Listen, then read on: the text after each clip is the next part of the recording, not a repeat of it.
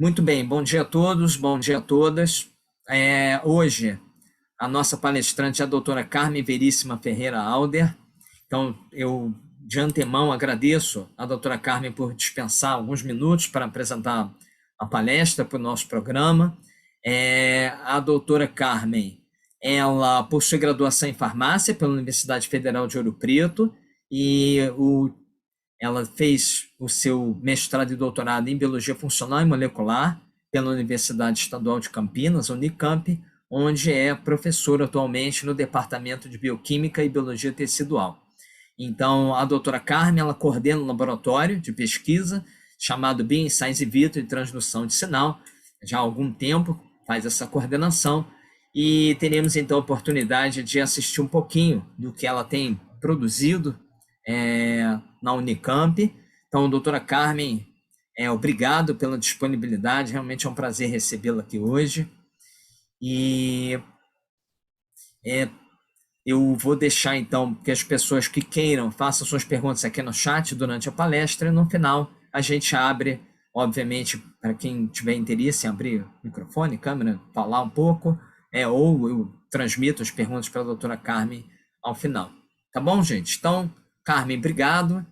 A casa é sua. Eu vou desligar aqui meu áudio e minha câmera e vou ficar aqui no backstage, tá? Mas estou pilotando aqui. Ok, só vou compartilhar então a minha tela.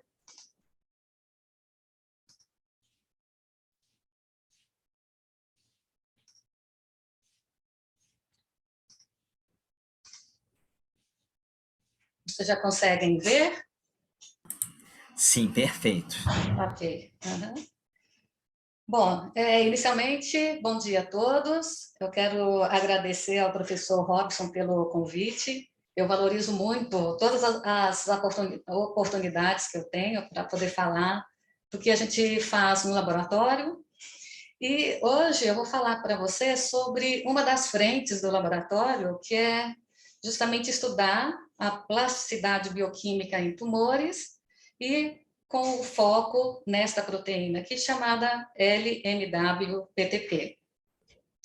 Bom, esse é o grupo atual do laboratório, é um grupo bastante ativo, é composto por farmacêuticos, biólogos, químicos, estatístico, e o que nós sabemos fazer no laboratório é mapa metabólico. Então, basicamente, a nossa função no laboratório é caracterizar diferentes tumores sob o ponto de vista bioquímico. E nós estamos interessados, particularmente, nos aspectos de transdução de sinal, ou seja, nós caracterizamos diferentes tipos de células sob o ponto de vista de vias de sinalização. Então, o nosso interesse é identificar vias que são predominantes em diferentes tipos de tumores e, com isso, a gente entender a questão de por que algumas células tumorais elas têm uma grande capacidade de sobrevivência, de resistência e metástase. Então, esses dois processos aqui, resistência e metástase, são os dois principais desafios quando a gente pensa em tratar um paciente com câncer, né? Bom, mas além de determinar vias de sinalização, ou seja, a partir de estímulos específicos, e aí a gente vai estudando ponto a ponto, desde um receptor até mediadores intracelulares, mediadores presentes no núcleo, e o nosso objetivo, portanto, como eu já tinha dito, é identificar vias que são relevantes para esses três processos aqui.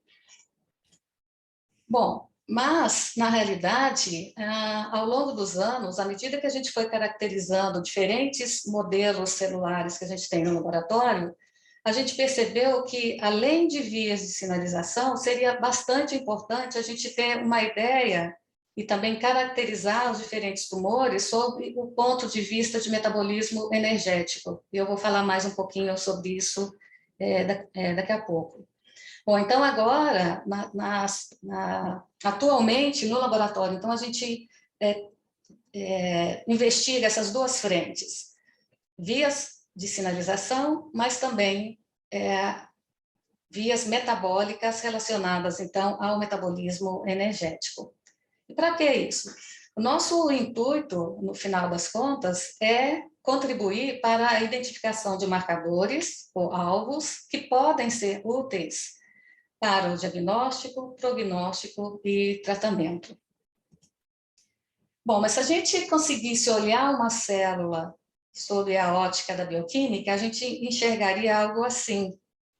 Ou seja, a célula ela vai conter vários mediadores de sinalização, que podem estar ativos ou inativos. Além disso, metabólitos que são cruciais para essa célula tumoral, por exemplo, né? Então, estudando vias de sinalização e também metabolismo, a gente chegou a essa proteína aqui, que é o nosso foco, que é a LMW-PTP, também conhecida como ACP1. O que é essa proteína? Essa LMW-PTP, na realidade, é uma proteína tirosina fosfatase de baixo peso molecular. Vou botar aqui. E essa proteína ela tem 18 kilodaltons, e a função dela é justamente catalisar essa reação aqui, olha, da direita para a esquerda, ou seja, ela atua desfosforilando substratos, e nesse caso o substrato para essa proteína, para essa enzima, é uma proteína, por isso que ela tem o nome de proteína tirosina fosfatase, ou seja, ela vai reconhecer grupamentos fosfatos em proteínas, e nesse caso, o grupamento fosfato ele está ligado ao resíduo de tirosina. Então, eu tenho a ação da fosfatase, que é uma pertencente, né, a uma hidrolase, que, portanto, vai catalisar a hidrólise dessa ligação aqui, fosfoéster, liberando fosfato inorgânico e a proteína livre. Então, essa proteína ela é bastante importante na regulação de vias de sinalização.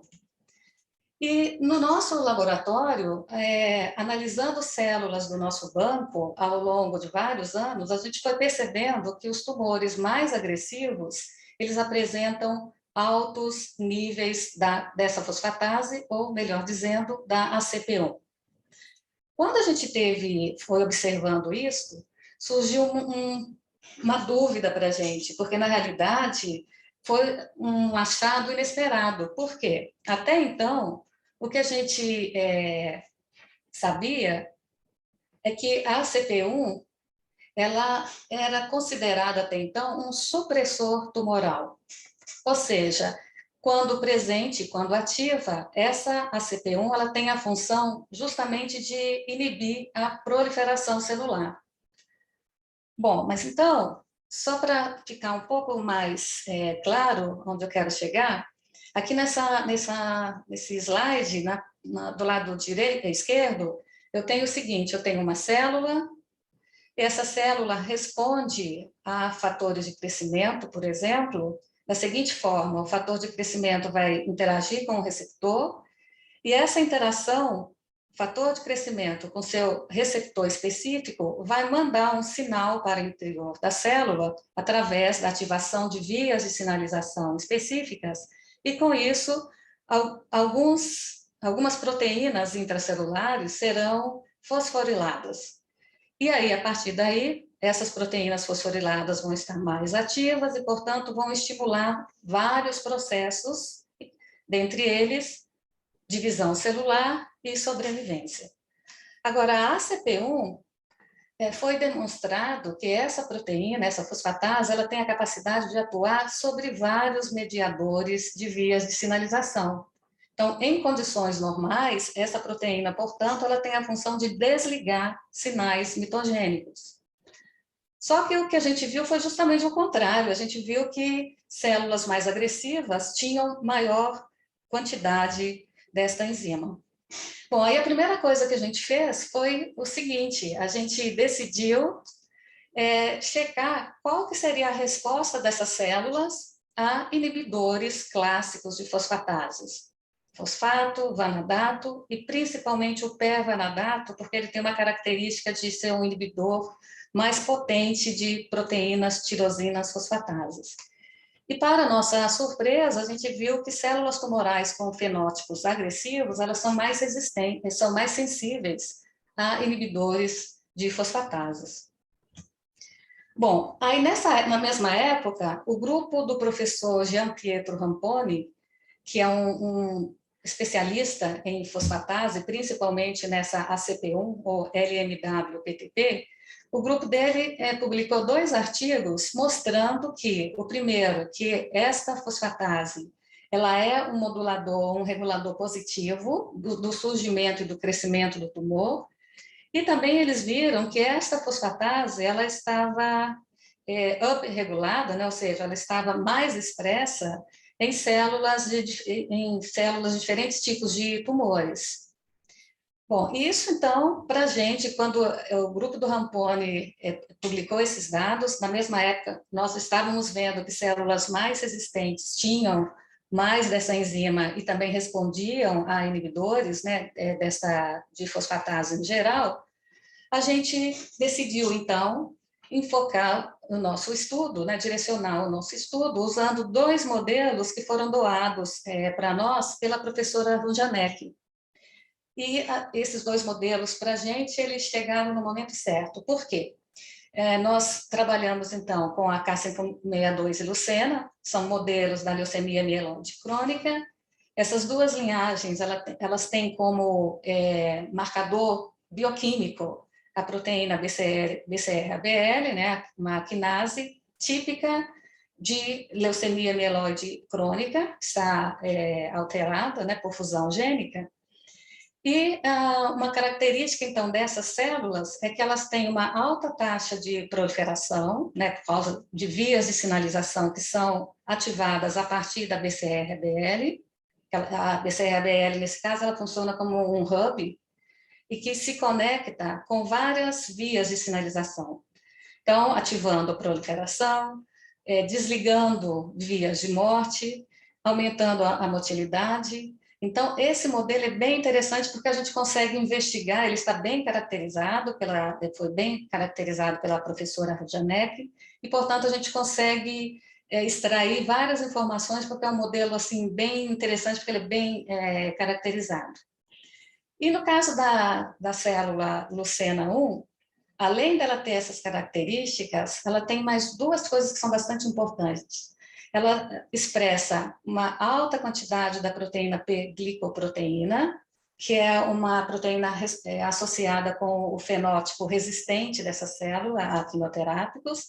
Essa proteína funciona como uma bomba e que vai bombeando o fármaco de dentro para fora da célula, e por isso que é um marcador importante de resistência dessa célula. E uma outra característica é que essa célula já tem um sistema bem conhecido de detoxificação de fármacos. Então, a gente começou a comparar essas 2 células. Um outro fator importante é que a Lucena ela foi derivada da K562, então o grupo da professora Rujanek investiu um tempo para fazer com que a célula K562, ao ser tratada com baixas doses de quimioterápico ao longo de um período, essa célula, então, passou a se comportar como célula resistente. Então, é um modelo muito interessante, porque foi uma aquisição de resistência pelo método normal, vamos dizer assim, só deixando a célula K562 em contato com o quimioterápico. Bom, aí o que a gente fez? A gente, primeira coisa, a gente comparou o nível de expressão em termos proteico da CP1, né, LMW e PTP, e comparando essas 2 linhagens, a gente observou que a Lucena-1 realmente tem bem mais dessa proteína, o marcador característico de resistência também, olha, como era de se esperar, está bem mais expresso, né, na Lucena-1, e aí a gente foi ver se essa fosfatase, além dela estar mais expressa, se ela também estava mais ativa. E aqui nesse gráfico, comparando as 2 linhagens, aqui no eixo Y é a atividade da enzima, então a gente percebe que ela está bem mais ativa nas células Lucena. Bom, a partir daí, a gente ficou pensando em estratégias para nós conseguirmos explicar o que a CP1 faz na célula Lucena. E aí, além disso, a gente queria explicar se essa maior quantidade da CP1 na célula resistente, se teria alguma relevância para o processo de resistência. Então, a gente lançou mão inicialmente do silenciamento dessa era de fosfatase. Então, aqui à esquerda, a gente tem um gráfico que mostra a viabilidade celular, e a gente tratou essas células com 2 quimioterápicos, o imatinib e a vincristina, e nós tínhamos dois grupos de células, white type e a célula que está mostrada aqui em barrinha preta, que foi teve a PTP de baixo peso, ou a CP1, silenciada. E a gente pode ver que as células silenciadas, elas responderam de uma forma bem contundente ao tratamento com o imatinib e com a vincristina. Então, isso já foi um resultado, a gente ficou bem animado com esse resultado aqui. Bom, mas aí, o que a gente decidiu fazer? A gente decidiu avaliar se essas células estavam morrendo. E, de novo, a gente tem diferentes condições aqui, então, células white type, as células tratadas com vincristina e imatinib, a célula silenciada e as células silenciadas tratadas com vincristina e imatinib. E o que a gente checou foi a caspase 3, que é um indicador de morte celular. E como a gente pode ver, a célula silenciada e tratada com os quimioterápicos, elas realmente responderam de uma maneira muito mais de forma evidente do que nas outras condições. Aí esse resultado para a gente foi assim um resultado que a gente chegou a comemorar, porque realmente ia ser a primeira vez que a gente iria mostrar, né, na literatura esse tipo de efeito. Bom, aí o que foi a nossa próxima estratégia? A gente queria explicar o que a CP1 estava fazendo nessa célula. E aí, a primeira proteína que a gente decidiu avaliar foi a BCR-ABL e também a SARC, e aí, comparando de novo as células K562 e Lucena, white type e silenciadas. E aí a gente pode ver pela intensidade das bandas aqui, que as células silenciadas, elas apresentaram uma menor quantidade ou um menor nível de fosforilação da SARC quinase. Esse resíduo aqui, tirosina 416, é o resíduo ativador, então é um indicativo que esta quinase está menos ativa. Da mesma forma, a gente viu uma diminuição da quantidade da proteína BCR-ABL. Bom, mas aí a gente queria mostrar em mais detalhes isso, né? O que estava acontecendo, então, qual que era a função, ou qual era a participação em termos moleculares da PTP de baixo peso, ou a CP1. Aí, em colaboração com o professor Michael Petelenbosch, nós analisamos o perfil quinômico, comparamos o perfil quinômico da célula K562 e Lucena, ou seja, célula que responde ao quimioterápico e célula que não responde ao quimioterápico. Essa técnica, basicamente, ela se resume como está mostrado aqui nessa figura. Nós temos um chip, um slide, e a esse slide nós temos ligados peptídeos que são substratos para a quinase. Então, esse PepChip, ele contém 1024 peptídeos, na realidade são 3 sets, porque ele vai ser feito em triplicata, né? Então, 3 sets contendo 1024 peptídeos, que a gente já conhece quais são esses peptídeos, ou seja, eles são substratos para quais quinases. E aí, sobre esse slide, a gente adiciona o meio de reação que vai conter ATP, tampão, cofator e o lisado da célula que a gente quer avaliar. Ao final, a gente vai ter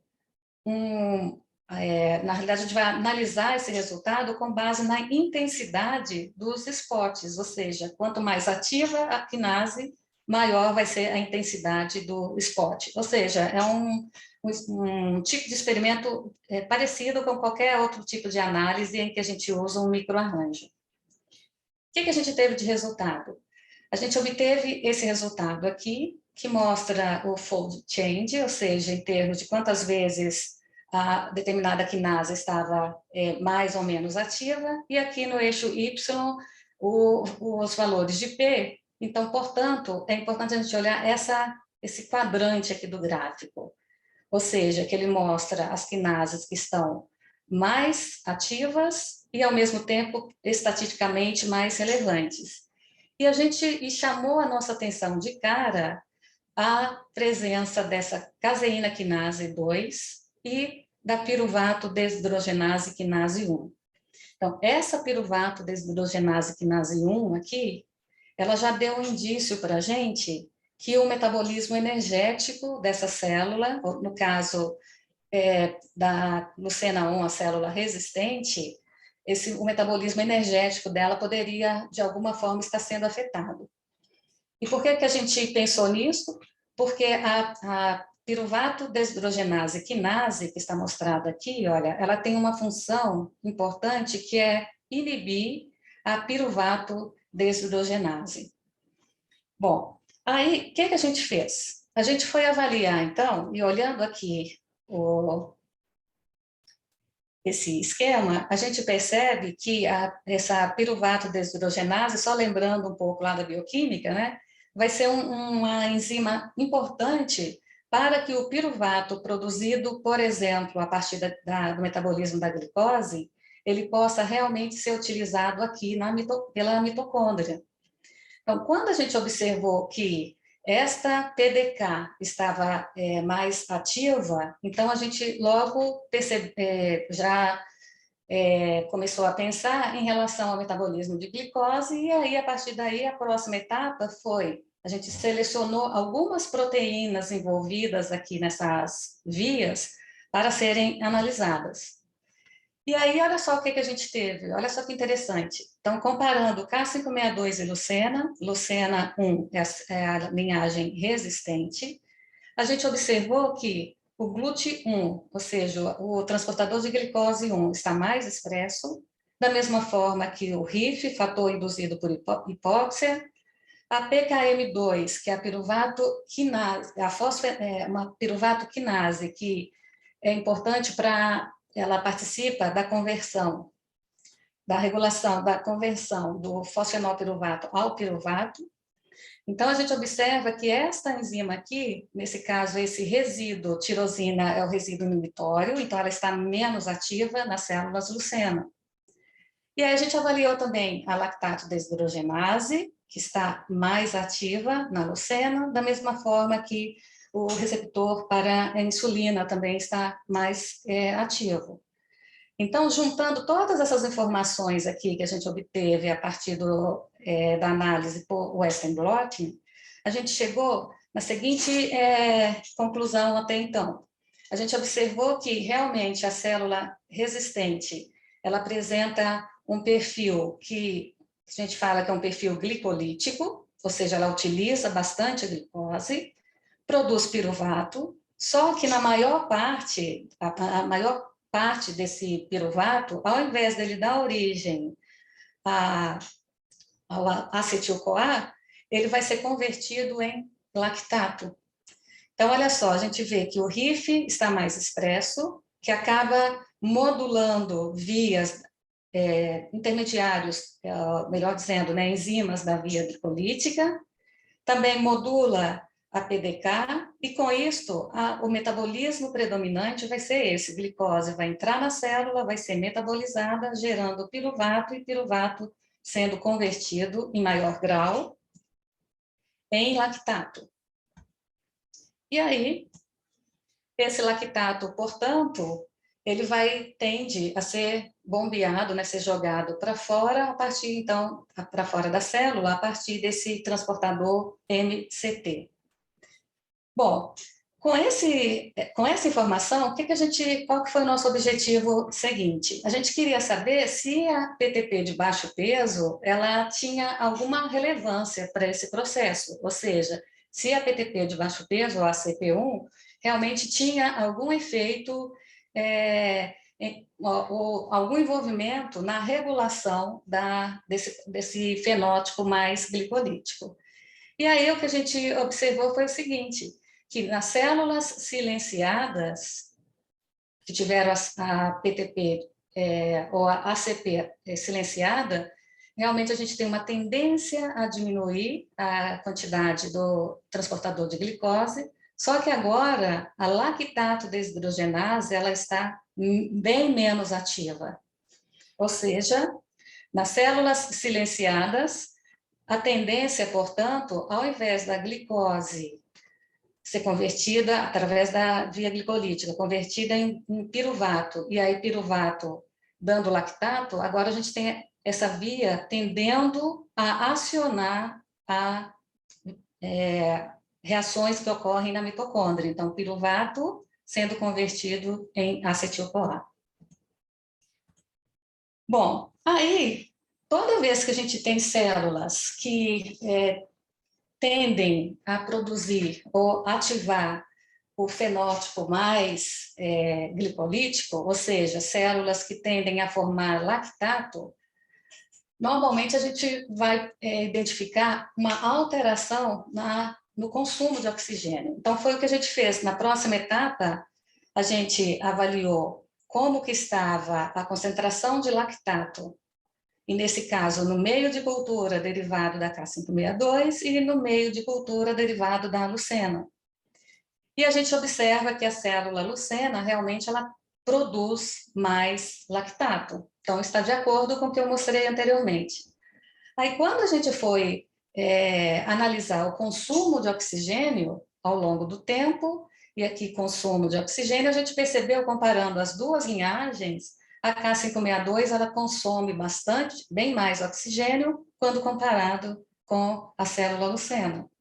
Então, realmente, a gente percebe que a célula que tem o fenótipo de resistência, ela tende a usar a glicose, gerando lactato, e isso ocorre justamente porque a via mitocondrial, ela não, nesse caso, ela não está sendo muito requerida para essa célula por causa da modulação da PDK. É um dos fatores.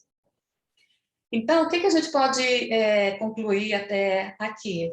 A gente chegou na seguinte conclusão, que a CP1, ela modula positivamente a produção do lactato, e, além disso, essa modulação, ela, em parte, está associada com o fato da proteína da PDK estar ativa e, portanto, inibindo, modulando negativamente a PDK. Um outro ponto que a gente viu é que o ciclo de Krebs, nesse caso, ele está sendo menos requerido. E, consequentemente, a gente analisou algumas proteínas mitocondriais, como vocês podem ver aqui, pelo dado de Western blotting, e a gente analisou duas proteínas, tá? A VDAC e a succinato desidrogenase, e a gente vê que na lucena, realmente a gente tem bem menos dessas proteínas, o que comprova que realmente a mitocôndria nessa célula, ela não está sendo muito requerida com o objetivo, então, por exemplo, de participar do metabolismo da glicose. E aí foi o primeiro indício que a gente forneceu que a CP1 ela faz parte do elenco que participa do efeito Warburg. Por que isso aqui para a gente foi importante? Porque esses dados em conjunto, eles também ajudam a explicar por que a lucena 1, que é a célula resistente, ela é mais resistente, por exemplo, ao estresse oxidativo.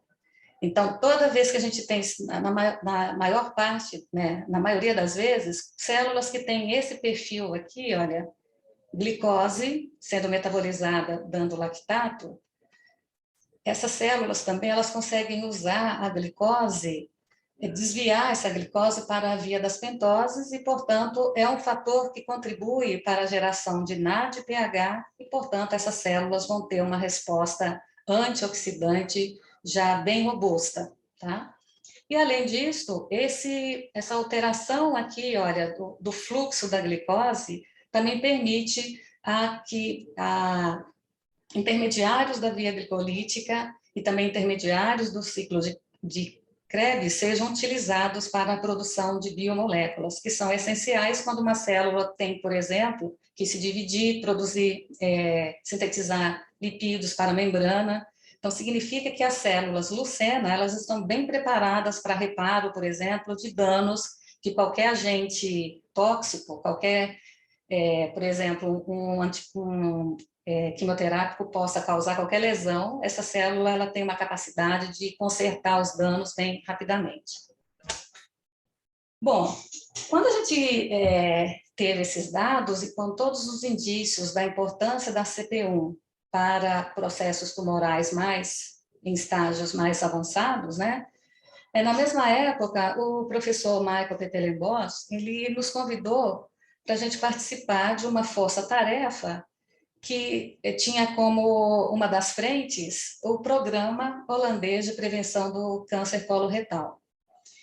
E nesse programa, um dos enfoques era justamente a identificação de possíveis marcadores e por isso, então, que nós acabamos fazendo parte dessa força-tarefa.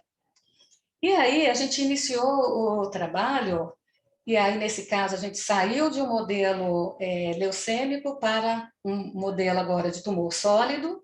Então, nesse caso, o nosso modelo foi câncer de colo retal. E um dos primeiros experimentos que a gente fez foi justamente avaliar qual que seria a contribuição da CP1, se ela tinha alguma coisa a ver com a capacidade de migração das células de câncer de colo retal. De novo, a gente comparou células wild type com células que tiveram a LNW-PTP silenciada, né, a CP1 silenciada, e a gente avaliou, então, na linhagem de câncer de colo retal, a migração, tanto a efetividade quanto a eficiência. E a gente dá para ver claramente aqui que realmente a CP1 ela é importante para a migração dessas células. Então, quando a gente tira ou diminui a disponibilidade dessa enzima nessas células, a gente vê que a célula ela consegue diminuir a velocidade de migração e também a eficiência, o espaço que ela consegue ocupar em termos de eficiência mesmo, de migração. Bom, aí a partir daí, a gente já tinha dados suficientes para justificar a análise de amostras de pacientes, ou seja, a gente queria saber como que a CP1 estava em amostras de biópsias de pacientes com câncer coloretal. E aí, o primeiro experimento, a gente analisou amostras de pacientes com câncer de colo retal e com adenoma, e nós nos focamos na análise do RNA mensageiro que codifica a CP1. E aí, o que a gente viu? Comparando o tecido normal e aqui afetado com câncer de colo retal, e normal afetado e o tecido afetado com adenoma, nas duas situações a gente viu que o RNA mensageiro da CP1 estava em maior quantidade. Aí a gente foi checar se a proteína agora, a CP1, como que ela estava em amostras também derivadas de pacientes com câncer de colo retal.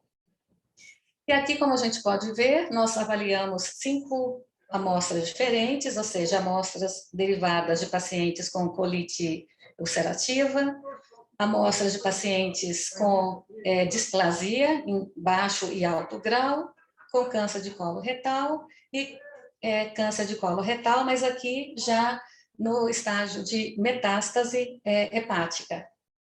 E analisando, então, a coloração aqui, a gente observa, né, então, quanto mais intensa a coloração marrom, significa maior quantidade desta proteína, da CP1, e a gente vê que realmente, à medida que a gente vai analisando aqui essas amostras, a gente vê que o câncer de colo retal e também câncer de colo retal em metástase já, a gente vê uma alta marcação desta ACP1.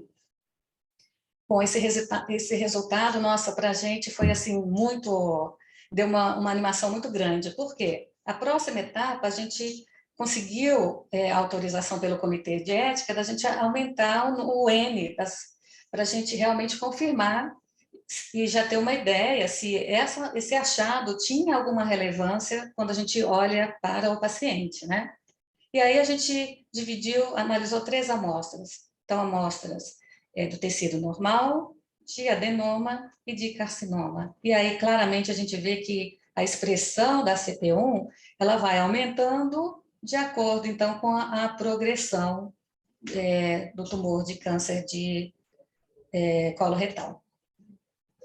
Aí a gente foi validar os dados de microscopia, né, de imunohistoquímica, e a gente foi analisar amostras, então, de 6 pacientes. A gente analisou essas amostras, a expressão da CP1, ou LNW-PTP, por Western blotting. Aqui no T é tecido tumoral, N tecido normal, então, para todos os pacientes, e a gente vê que em todos os casos, o tecido tumoral sempre tem uma maior quantidade, uma maior expressão desta proteína. Bom, então aí, qual a conclusão que a gente chegou até esse momento? A gente conseguiu validar que a expressão da CP1 ela tem uma correlação positiva com o estágio de desenvolvimento do tumor. Isso em câncer coloretal, mas também na mesma época a gente analisou em câncer de próstata, e a gente teve o mesmo perfil.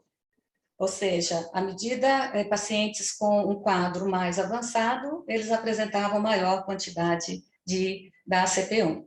Então, isso foi um indício que realmente esta proteína CP1, ela tem uma contribuição, uma participação no processo de resistência, de metástase, e, portanto, é uma proteína associada com agressividade. Bom, a partir daí, a gente começou a pensar em 2 aplicações para esses nossos achados. Uma seria utilizar essa CP1 para monitorar o tratamento e usar essa CP1 também para a gente identificar possíveis substâncias que possam vir a ser utilizadas como fármacos ou, além disso, nós começamos a avaliar vários fármacos que já são comerciais. Então, primeiro, em relação ao monitoramento do tratamento, a gente, aqui eu trago um exemplo do que a gente analisou. Aqui, de novo, a gente tem câncer de colo retal, células controles, células tratadas, e a gente marcou essas células em vermelho. Nós marcamos a CP1, e comparando a condição controle de tratamento, a gente percebe que as células tratadas, a gente praticamente diminuiu quase que completamente a quantidade da ACP1, ou LNW-PTP. Importante dizer que nessa condição aqui, a dosagem da substância que a gente testou era subtóxica, ou seja, a gente queria analisar se esse composto, numa concentração subtóxica, ele era capaz de interferir na quantidade da CP1. Então, claramente, a gente vê que conseguiu realmente diminuir a concentração, a quantidade da ACP1 nessas células. E um resultado interessante é que essas células também foram sensibilizadas para morrerem. Então, esse resultado foi bastante interessante para a gente. Bom, uma outra frente, como já tinha mencionado, avaliar substâncias que possam também afetar a CP1 em células de diferentes tumores. Aqui, de novo, eu trago um exemplo de câncer de colo retal. Esse trabalho aqui foi publicado pelo Elon, fez parte da dissertação de mestrado dele, em que ele se interessou para avaliar o Vemurafenib, que tem essa estrutura, é um fármaco que foi desenvolvido para o tratamento de melanoma, e o Elon, então, na dissertação de mestrado dele, ele foi avaliar qual que era a resposta de células de câncer de colo retal a esse Vemurafenib. E aí ele teve um resultado bastante interessante, porque ele viu que em diferentes linhagens que ele testou, essas células respondem ao Vemurafenib, e no caso das linhagens de colo retal, HT29 e HCT116, a gente observou que o Vemurafenib também é capaz de diminuir a expressão desta fosfatase. Bom, esse resultado foi bem interessante, inclusive na comunidade que estuda, né, que trabalha, a comunidade científica interessada em fosfatases. Esse trabalho tem chamado bastante atenção justamente porque a gente mostrou um fármaco já usado na clínica sendo capaz de modular a quantidade, a síntese de uma proteína tirosina fosfatase, no caso a CP1.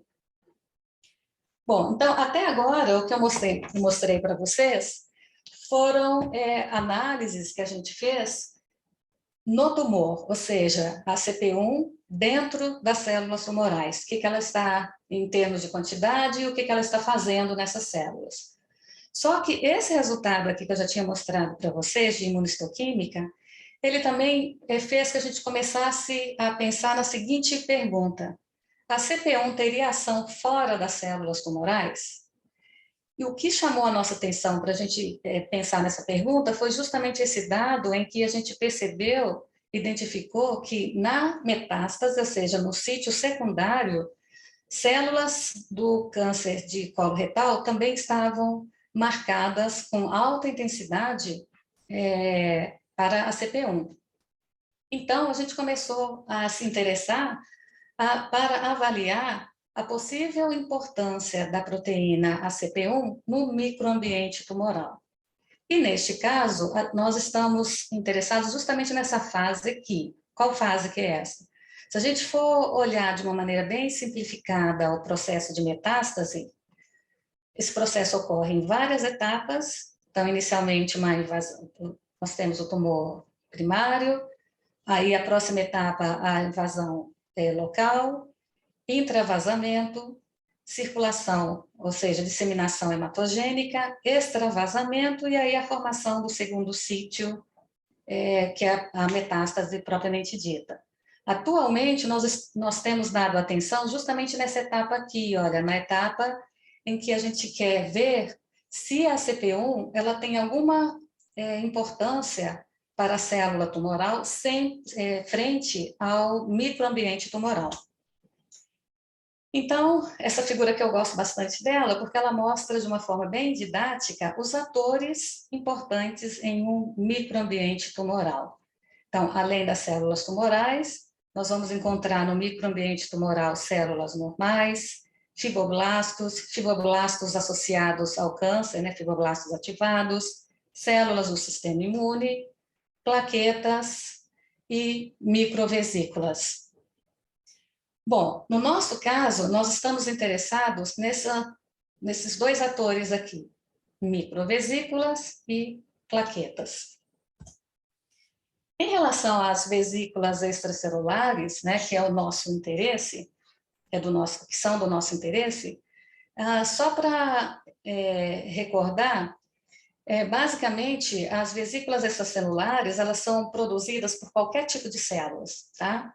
Incluindo células tumorais. E elas são sintetizadas por um processo chamado de biogênese de vesículas, que é altamente regulado, e essa biogênese, ela vai, ao final, fazer com que essas vesículas sejam externalizadas.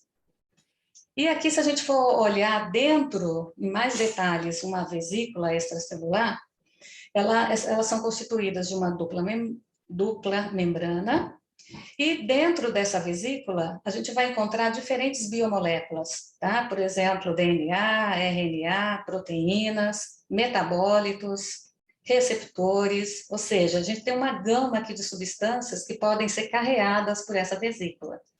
Então, a composição dessa vesícula, o que tem dentro, a gente chama de cargo da vesícula extracelular. No nosso caso, o nosso interesse é analisar exossomos, ou vesículas extracelulares pequenas, que têm em torno de 50 a 200 nanômetros. Bom, e aí, esse trabalho que foi publicado pelo Stefano fez parte da tese de doutorado dele. E uma das frentes do projeto de doutorado dele foi justamente caracterizar vesículas extracelulares derivadas de câncer de colo retal. E aí ele foi avaliar o efeito dessas vesículas sobre fibroblastos. E aí, o que ele achou como dados principais, assim, que para a gente foi bastante interessante, porque a gente conseguiu linkar com a CP1. Então, o que o Stefano fez? No trabalho de tese dele, ele gastou bastante tempo, grande parte do tempo de doutoramento, estabelecendo um protocolo para isolar as vesículas extracelulares, e nesse caso as pequenas, por isso que esse S aqui. E esse protocolo, por que ele precisou investir em tempo para estabelecer esse protocolo? Porque a gente queria estudar essas vesículas analisando algumas moléculas que a gente já sabe que são importantes para a sinalização. E a gente queria avaliar essas moléculas por Western blotting. Então, portanto, a gente precisava ter uma quantidade bem alta aqui dessas vesículas, ou seja, o rendimento após o isolamento teria que ser alto. Então, esse protocolo aqui, ele estabeleceu, tem funcionado muito bem e ele permite que a gente consiga isolar de uma maneira relativamente barata uma quantidade bastante alta de exossomos. E aí, após esse isolamento, ele caracterizou essas vesículas por microscopia eletrônica de transmissão, analisando a morfologia, o tamanho e o número dessas partículas a partir do MTA e marcadores proteicos por Western blotting. E aí um resultado que foi bastante interessante para a gente é que a gente observou que, comparando as duas linhagens de câncer de colo retal, a linhagem HT29, ela consegue produzir uma maior quantidade de vesículas. Esse resultado foi bastante interessante, porque comparando essas duas linhagens, a HT29, ela é uma linhagem que responde bem menos ao estímulo de morte. Normalmente, quando você trata essas células, a HCT116, normalmente ela sofre bastante, né, quando a gente trata com agentes citotóxicos, enquanto a HT29 ela já resiste mais. Quando o Stefano foi caracterizar as vesículas, realmente ele comprovou que são vesículas que se encaixam na categoria de exossomos, né? Então são vesículas pequenas, e que tiveram o tamanho em torno de 130 nanômetros. E olha só, primeira coisa, lógico, né, trabalhando com a CP1, primeira coisa que a gente quis fazer foi checar se a CP1 era um dos cargos dessas vesículas. O Stefano analisou diferentes marcadores importantes quando a gente está trabalhando com vesículas, mas olha só, eu quero que vocês prestem atenção aqui, ó, na LMW-PTP, a CP1. Ou seja, na célula HT29, a gente observa que os exossomos derivados dessas células, eles apresentam uma quantidade relevante da ACP1. Então, nós ficamos bem animados com esse resultado. E aí o Stefano foi ver o seguinte, bom, qual que é a resposta de fibroblastos às vesículas derivadas da HCT e da HT29.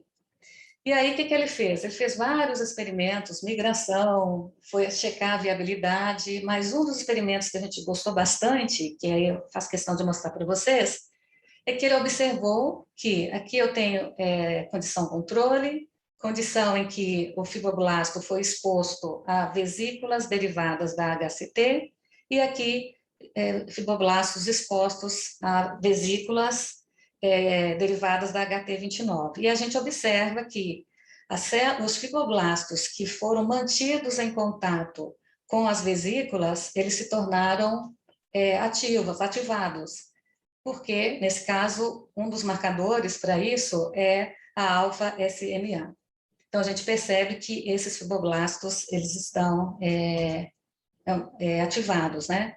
E, nesse caso, se a gente pensa em microambiente tumoral, é interessante que a célula tumoral realmente consiga, de alguma forma, mostrar para os fibroblastos para eles ficarem ativados, porque eles acabam, além deles migrarem mais, eles acabam ajudando essas células tumorais, por exemplo, através da produção de fatores de crescimento. Bom, e aí uma outra frente, também focando, uma frente de estudo focando em microambiente, são a análise de plaquetas. E aí a Alessandra Faria entrou em cena, Ou seja, no doutorado dela, ela investiu na avaliação da influência de células tumorais na função plaquetária.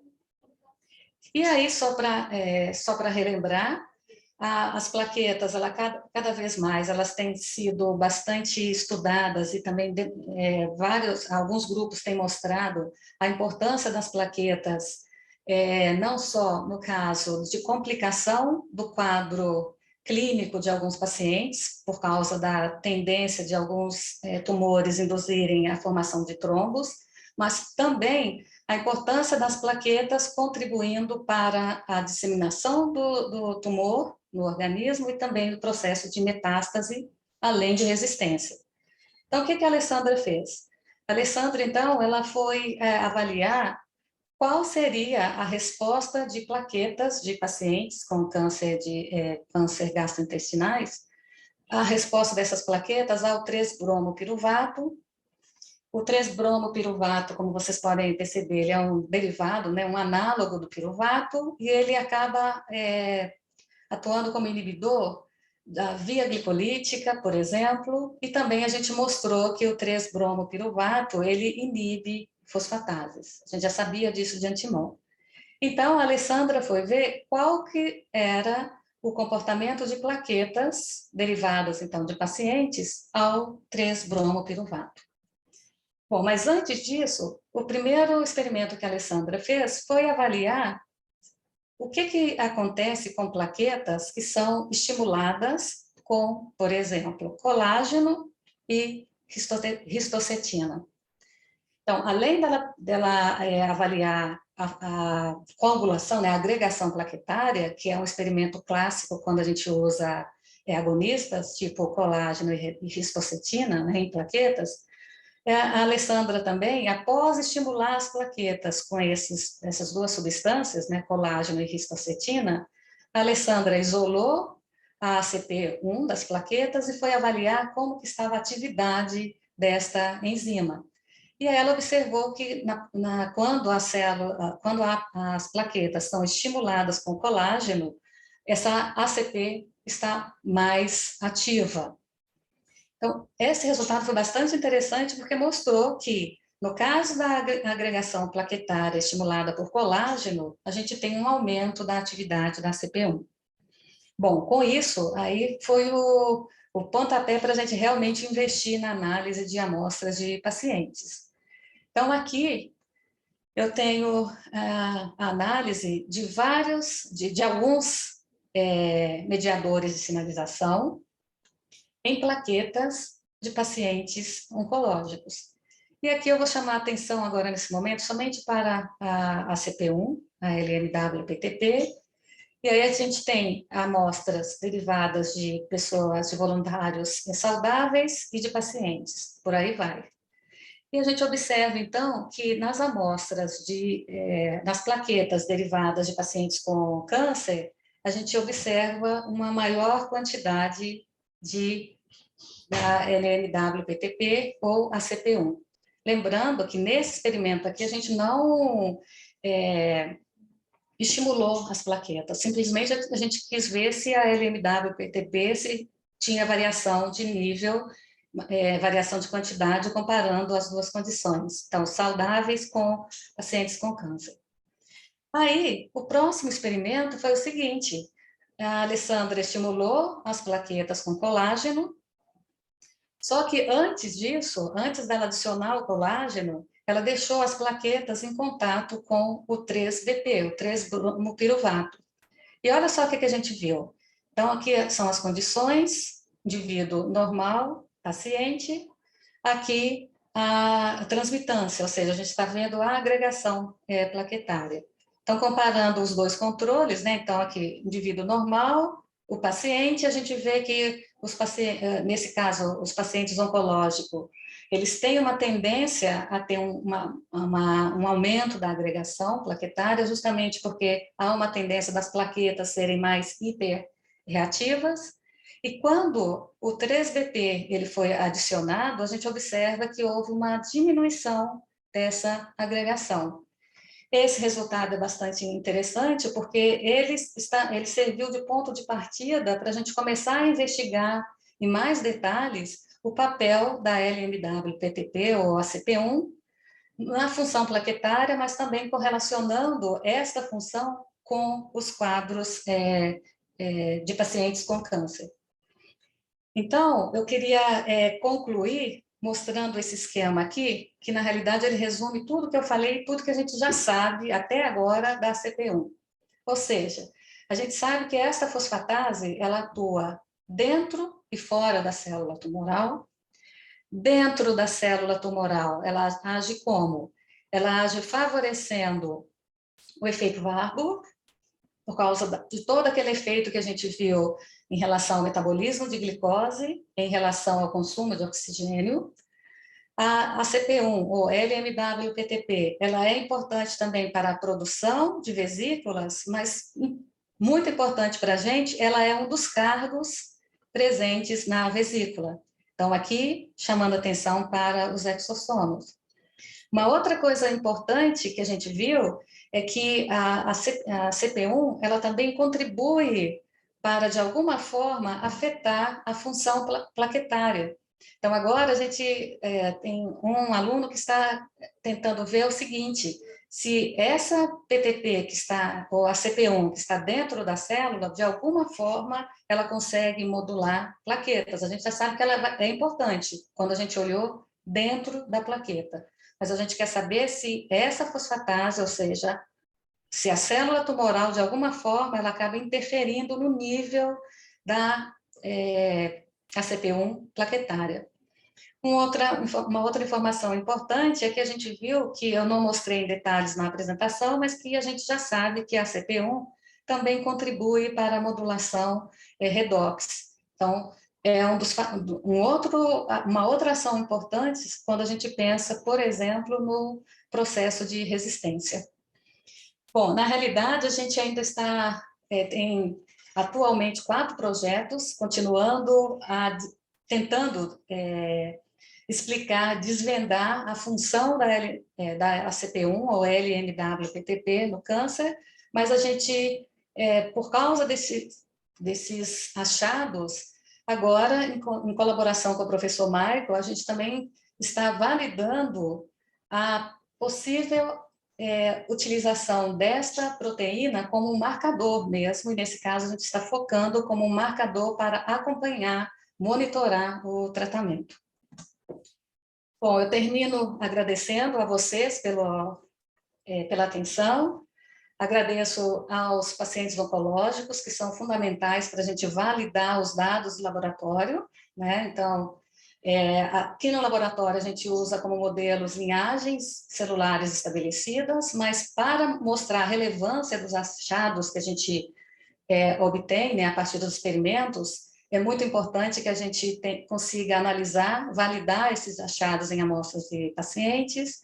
Agradeço a todos os laboratórios que contribuíram para que a gente chegasse a esse ponto de elucidação do papel da CP1. O professor Leonardo Silveira, que é aqui da Unicamp também, que tem colaborado conosco na parte de metabolismo energético, principalmente nas análises da função mitocondrial.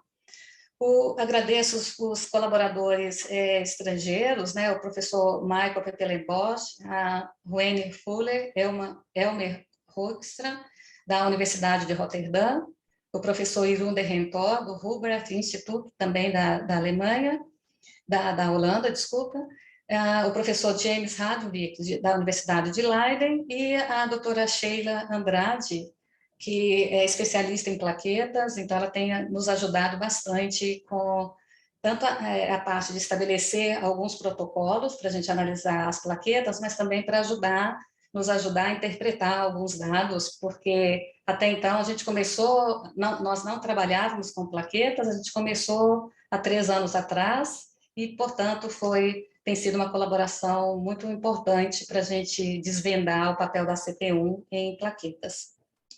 Muito obrigada pela atenção. Muito bem, excelente seminário. Muito obrigado, Carmen. Eu, nesse momento, abro então para perguntas. Eu acho que tinha a mãozinha levantada ali da Diana antes, não sei se ela mantém, mas se não for, Gustavo, por favor. Oi, gente, bom dia. Vocês estão me ouvindo bem? Perfeitamente. Ah, tá. Professora Carmen, obrigado, parabéns por esse vastíssimo trabalho, super interessante. Eu também trabalho com metabolismo de tumores, então fiquei mais interessado ainda. Tive várias, enfim, várias perguntas, mas vou tentar ser um pouco sucinto, assim, e tenho 3 questões, assim, que eu gostaria de discutir com você. Então, a primeira delas é, quando você mostrou na primeira parte do trabalho, você falou sobre o efeito da CP1 na glicólise, né, e que tinha um efeito também na lactato desidrogenase. Eu queria saber se vocês viram uma isoforma específica da lactato desidrogenase, A, B, C, ou se vocês só enxergaram, assim, de forma mais pan, né, de forma mais... Ok, Luiz Gustavo, bom, para mim é um prazer, viu? Assim, apresentar o seminário e essa discussão, né? É muito legal poder trocar informações com pessoas que trabalham também na área. Luiz Gustavo, essa pergunta sua é ótima. A gente analisou a pan-lactato desidrogenase. Eu acho que vale a pena realmente identificar qual isoforma está sendo mais relevante. Entendi, não, interessante, porque dependendo da isoforma, elas podem se comportar um pouco diferente, né? E a outra pergunta que eu queria fazer também é que quando você mostrou que também existe aquele efeito na PDH, né?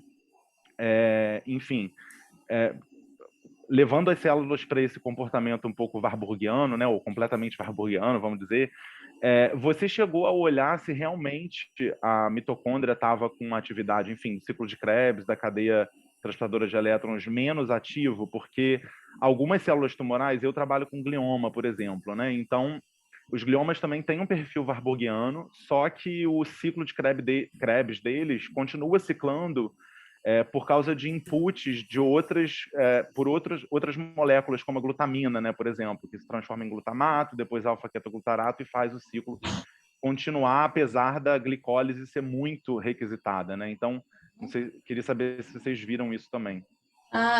Não, Gustavo, ainda não, mas essa está sendo, tem uma aluna que está analisando justamente isso, em diferentes tumores, como que estão intermediários do ciclo de Krebs, justamente porque a gente tem quando a gente começou a comparar diferentes tumores em relação à utilização de glicose, a gente se deparou justamente a isso que você falou.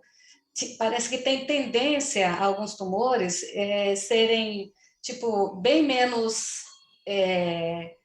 vago do que outros, né? Então nós estamos avaliando justamente isso, porque inclusive dependendo da condição na cultura e dependendo do composto teste, a gente percebe que a gente consegue ligar e desligar. Então, às vezes, por exemplo, no caso da Lucena, é um exemplo. Ela tem realmente preferência para produzir o lactato a partir da glicose, mas se a gente trata essa Lucena com algum inibidor da via glicolítica, inicialmente ela responde bem, mas aí a partir das 24 horas ela começa a se recuperar porque ela aciona a mitocôndria. Então, é um mecanismo que é bem plástico, né? É bem vai e volta, a célula vai se adaptando bioquimicamente ali para conseguir sobreviver. Mas realmente, por exemplo, no caso de tumor de pâncreas, que a gente usa como um dos modelos, nós estamos explorando bastante essa questão de qual via é predominante e qual é a vantagem para a célula de ativar determinadas vias. E a glutamina é uma das vias que a gente está avaliando. Legal. Muito legal, professor. Adorei. Também agora tem que olhar para os gliomas. Né? Já olhou para vários. É bom saber, eu não tenho um modelo de glioma. Quem sabe a gente consiga fazer alguma coisa assim em colaboração. Pois com certeza. Vamos manter o contato, sim. assim, tá bom? Sim. Tá certo. E parabéns, eu sei que trabalhar com fosfatase é super difícil, tem vários problemas de reconhecimento, então, assim, mais um ponto positivo, né? Gustavo, Obrigado. aproveitando esse seu comentário, até porque a disciplina é direcionada, né, para alunos de pós e também da graduação, que você comentou, acho que é muito importante. é o seguinte, quando a gente começou a trabalhar com fosfatase, vendo o câncer, né, a fosfatase e câncer, e depois quando a gente passou a olhar para a possível participação dela em resistência e metástase, a gente foi muito criticado. Assim, de ir para congresso internacional e a pessoa chega, mas por que você está trabalhando com fosfatase? Se você quer trabalhar com sinalização e tudo mais, foca em quinase. E aí, sempre eu gosto de mencionar o professor Ramponi, que o primeiro contato que eu tive com ele foi em 97. E naquela época, ele ficou tão feliz em me encontrar, justamente porque ele sempre foi fã de fosfatase e ele sempre foi um que acreditou muito no potencial dessa enzima, né, especificamente a CP1. E ele, infelizmente, ele faleceu antes de ver toda essa revolução, entendeu? Mas eu acho que é importante a gente realmente acreditar no que a gente, na nossa hipótese, logicamente, que vai sendo validada ao longo dos anos a partir dos experimentos, mas a gente procura não se preocupar de fazer coisas que as outras pessoas aceitam. Eu acho que a crítica a gente sempre vai receber, né? Mas eu acho que a gente tem que ser bem persistente, bem fiel, assim, ao histórico de pesquisa e acreditar naquela hipótese, né? Então, hoje em dia, acho que já tem uns 10 anos, mais ou menos, que tem uma sociedade, chama Europhosphatase, que é uma sociedade que só, como o nome mesmo diz, né, normalmente nos congressos a gente só tem trabalhos de fosfatases, né, envolvendo fosfatases, e a grande maioria com câncer. Então, acho que o fato de você ter tocado nesse assunto foi legal justamente por causa disso. Dá para mostrar que a gente tem que ser persistente e acreditar nas nossas hipóteses aí. Perfeito, obrigado, professora, valeu. De nada. Muito bem. Professor.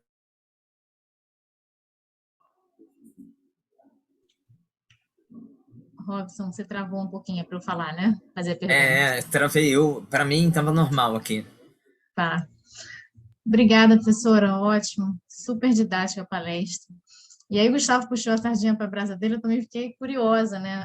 Para saber, assim, se essa fosfatase também está relacionada a fenótipos agressivos, assim, e se isso já foi demonstrado em câncer de mama. E, no geral, aí não seria tumor específico. Existe um alvo preferencial dela? Ela defosforila alvos específicos, porque eu vi que você fez um phosphoray, né? Mas aí é modelo específico, né? Eu não sei até que ponto isso... Se existe uma preferência de um alvo ou se varia de modelo para modelo. Ai, ótimo. Então, na realidade, assim, o que a gente sabe até agora, um dos alvos dela é a Src-quinase. Então, e por que eu falo isso? Porque a gente tem visto em diferentes tumores, né? E a gente já mostrou que essa fosfatase ela é capaz de desfosforilar um sítio inibitório da Src. Só que até então a gente não tinha ferramentas assim para validar muito bem, porque sempre a gente acabava lançando mão do silenciamento ou knockdown das células. Então a gente fez silenciamento com RNAi, depois usando lentivírus e agora mais recentemente com o CRISPR. E aí os resultados se repetem. Mas aí a gente sempre ficava com aquela dúvida em relação a realmente identificar os possíveis substratos dessa enzima. E aí agora um grupo italiano sintetizou vários inibidores específicos dessa enzima. E aí eu acho que agora a gente vai conseguir elucidar de uma forma melhor qual que é o principal alvo dessa enzima. Eu creio que tem, logicamente, né, quando a gente fala em meio biológico, né, dificilmente vai ser um alvo só, mas a gente vai ter mais certeza agora com esses inibidores que atuam na escala de nanomolar, então eu acho que a gente vai conseguir elucidar melhor identificar mesmo os substratos principais dessa enzima para realmente mostrar o papel dela de uma forma mais certeira. Bacana, eu gostei muito que você levantou a bola aí da fosfatase versus quinase, né? Porque eu acho que acaba que as pessoas que estudam oncologia têm aquela impressão de que a quinase vai estar sempre ativa, a fosfatase vai estar sempre nativa, esquecendo que a fosforilação, na verdade, pode ativar ou inativar. Então, uma fosfatase ativa, claramente, pode estar fazendo exatamente isso que a sua está fazendo, né? Defosforilando um sítio que está inibido, né? Um alvo que está inibido e, consequentemente, ativando vias oncogênicas, né? Então, bastante pertinente o seu comentário. E só em relação ao câncer de mama, se tem alguma coisa descrita. Então, até hoje a gente só fez, na realidade a gente contribuiu com um artigo que aí a gente mostrou que realmente o silenciamento da CP1 em câncer de mama, a MCF7, a gente viu que ela diminui, responde melhor a quimioterápicos, mas a gente não avaliou assim de forma mais detalhada a parte bioquímica mesmo nessas células. Não é um tumor que a gente assim investiu muito ainda. Outra potencial colaboração aí, né? Isso, falar. Já podemos mandar mama e cérebro junto aí. Pois é. Ou o contrário, porque essa questão... É o contrário, porque essa questão dos inibidores, eu ia perguntar, é interessante, né? Porque você poder trabalhar com uma fosfatase, talvez ter inibidor, pelo menos um, né? Que fosse mais específico, embora isso seja uma questão bem complicada, dizer que é realmente específico, né? Mas seria importante para o seu trabalho. E fica a pergunta, esses inibidores, obviamente, se você falou que a descrição é recente, eles não são comerciais, né? Eles dependem de uma colaboração com um grupo que descreveu? Então, boa pergunta. Na realidade, assim, tem um comercial já desse grupo, que agora já é comercial, né, esse inibidor. Então, nós começamos há um mês atrás a testá-lo. E, na realidade, esse grupo, o enfoque é a CP1, mas em diabetes.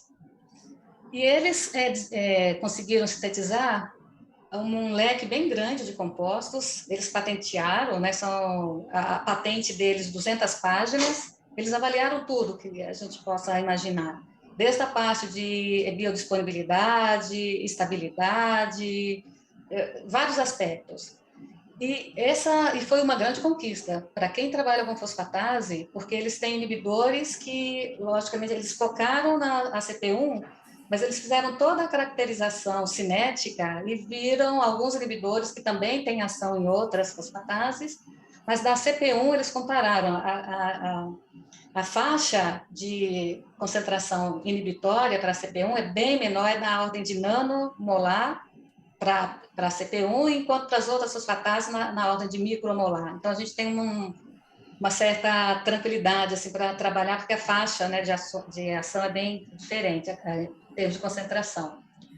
Mas, e aí eles tiveram, no caso, o professor Bottini, que sintetizou esses compostos, eles tiveram um resultado muito interessante, que eles viram que a CP1 ela tem uma capacidade, uma importância no controle da glicemia. Então, por isso que eles acabaram se animando a investir em síntese de inibidores. Então, agora, entre aspas, né, o pior inibidor eles colocaram, se tornou comercial. Os mais importantes, eles ainda não estão doando, justamente porque eles têm bastante interesse em validar. E eu sei que tem uma pós-doc dele, né, que finalizou o pós-doc, mas atualmente foi contratada como professora, e ela começou também a investir no estudo desses inibidores sob o ponto de vista de processos tumorais. Então, eu acho que a gente vai demorar um pouco ainda a ter outros inibidores, mas por enquanto a gente tem esse inibidor, que eles chamam de inibidor 1, tipo 1, para a CP1. Legal, isso vai ser bem importante realmente para o trabalho, até para saber o efeito dessa fosfatase em outros modelos, como você mencionou, das plaquetas, né? Digo, nas plaquetas, talvez outras células vasculares, na biogênese de vesículas extracelulares também, enfim. Nas NETs, né? Pois é, quer dizer, tem uma NETs, gama enorme aí de possibilidades. Bem legal, bem legal. Muito bem. Temos perguntas adicionais, gente? Alguém mais quer falar, quer escrever? Deixa eu ver aqui. Tem alguma coisa aqui no chat? Deixa eu ver. Não, várias pessoas elogiaram a sua palestra. Eu vou mandar para você, Carmen, o resultado aqui do chat, né? Quando eu baixo a gravação, eu baixo o MP4, baixo também o chat, eu te mando. Nossa, que E chiquérrimo, Robson, você é demais, hein? a gente, depois que a pandemia foi ótima, a pandemia foi ótima para a gente estimular alguns talentos, assim, que legal. a gente nem desconfiava que tinha. Muito bem, então eu queria agradecer, Carmen, pela sua excelente palestra, concordo, foi ótimo, começamos com o pé direito. Eu vou interromper a gravação